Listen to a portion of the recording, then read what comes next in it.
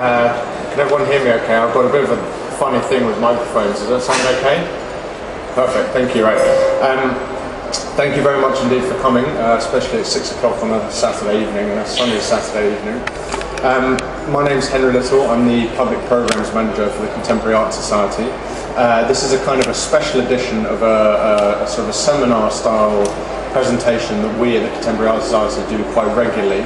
It's called Buying Ahead of the Curve, Strategies for Spotting Talent, and that's kind of a rather overdressed way of saying we're going to introduce you to the contemporary art market, and we're going to give you some kind of guidelines for navigating it and for buying contemporary art kind of ahead of the curve, which is a phrase we use quite regularly to refer not only to our own mission, which I'll talk about in a minute, but also to the advice that we try and give people about buying contemporary art.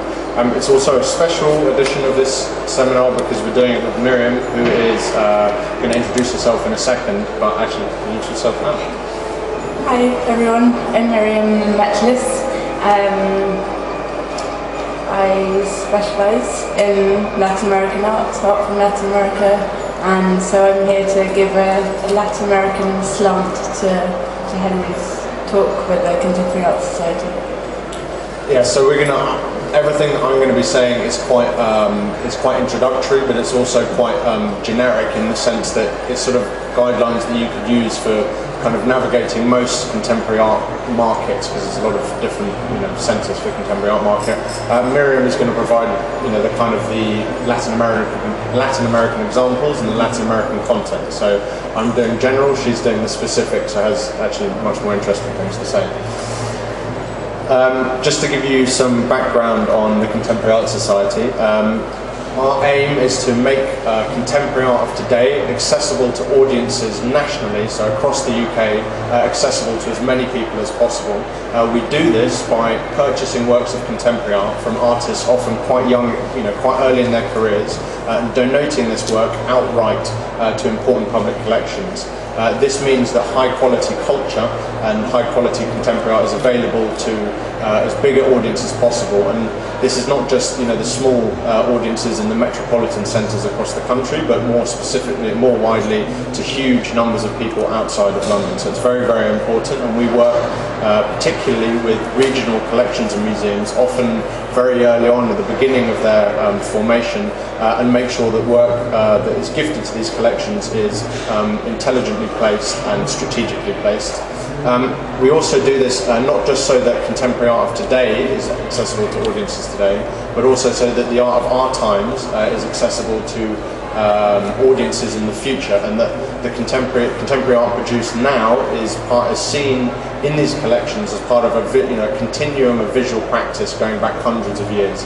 Many of the collections that we work with are in institutions that have historical collections, so work that we're placing will be seen alongside historical work, so it's a very important thing that we do. Very, very briefly, we're a membership organisation. There's two strands of membership. One is a individual membership, so this is professionals within the art world, collectors, artists, curators, and all sorts of other people that make up the art world. And the second is institutions. So our member institutions, which there's about 60 of them. Some of them have been with us for over 100 years, and they're everything from the Grundy in Blackpool, which is a very small local authority museum, all the way up to the Tate in London. So, and everything in between. It's a huge spectrum of institutions, and they subscribe to a membership with us, and they, as part of this kind of process that works on a kind of a 4-year cycle, they're gifted a work of contemporary art, and they have access to our kind of curatorial knowledge.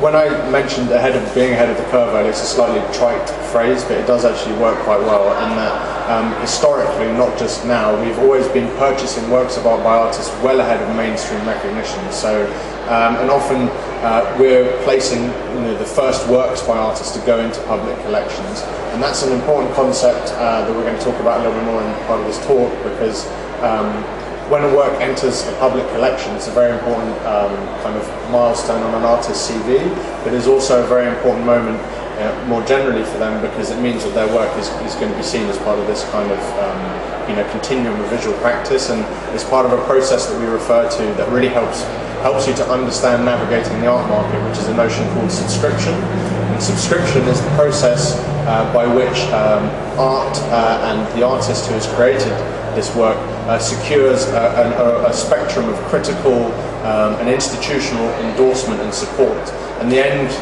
one of the most important parts of this process of subscription, whereby an artist's work accrues not only critical but financial value, is entering a public collection. And so we're often right at the forefront of that process of placing this work in the museum. Just to give you some quick examples, we purchased and gifted a Major Henry Moore to the Tate back in '39. We presented a huge number of works by Francis Bacon way ahead of mainstream recognition of this practice, and often years, if not decades, before anyone took him seriously. More recently we purchased this major piece by Damien Hirst only 2 years after he graduated, and that was 20 years ago, and it kind of gives you an idea of how we've often been at the forefront of these rising artist careers. Peter Doig, if you keep an eye on the auction sales, works by Peter Doig typically sell in the millions. We just don't have those kind of funds. We buy very, very early on for often a few £1,000s, and so purchasing these kind of works is, you have to have real kind of insight into stars of the future, so that we can place works before they become just simply unobtainable for most public collections. This is another good example, Paul Noble. This is a major work we gifted. He's just been nominated for the Turner Prize. And George Shaw, who's nominated for the Turner Prize last year. And just over the past century, we had our centenary in 2010. We've donated over 8,000 works of art for audiences to enjoy for the future. And this is where I'm shortly going to hand over to Miriam. As part of our overall program, public programs for individual members, we talk a lot about an important link between public collecting and private collecting.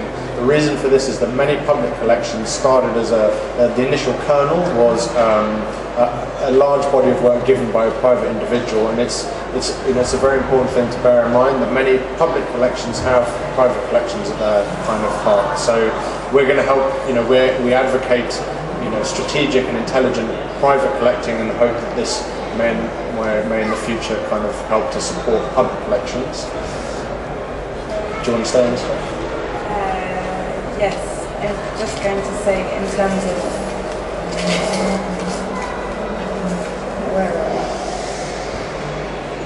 in terms of Latin American art, I just want to explain a bit why we're giving it this slant as well. And I suppose, as you're all here in Pinta in the 3rd edition this year, it's a sign really how the market has been increasing in terms of Latin American art outside Latin America and the international market. We've seen here in the UK in recent years how there have been more and more blockbuster exhibitions, record-breaking sales in the auction houses with galleries, and Pinta's here again. So from my point of view, I'm going to reflect also what Henry's talking about in terms of Latin America, but I just wanted to point out, obviously Latin America is a continent. There are a lot of variations in the market in Latin America, in different countries, even within each country. For example, access to the market and different artists and the global